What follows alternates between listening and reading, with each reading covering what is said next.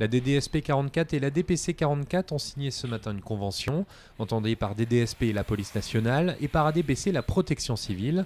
Cette convention a pour objet de définir les soutiens que peut apporter la protection civile de Loire-Atlantique à la DDSP, aide à la recherche de personnes dans le cadre de disparitions inquiétantes, de recherche d'aéronefs et mise en œuvre de dispositifs de secours au bénéfice exclusif des forces de police lors de manifestations, ce qui n'empêche en rien la présence de la protection civile côté manifestants. Il est évident qu'on ne pourra pas, sur le même poste de secours, accueillir à la fois des fonctionnaires et à la fois des participants à la manifestation. On aura donc des structures qui seront distinctes.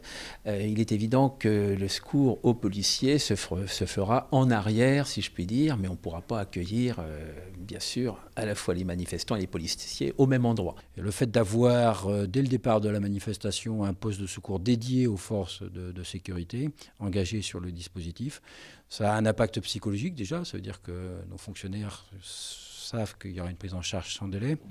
Et puis ensuite, ça permet d'apporter une réponse immédiate à ce qu'on appelle couramment de la petite bobologie. Le rôle de la protection civile est d'aider et de secourir lors de manifestations ou de catastrophes, ainsi que de former au premier secours. En Loire-Atlantique, la protection civile, c'est 350 à 400 bénévoles de tous âges.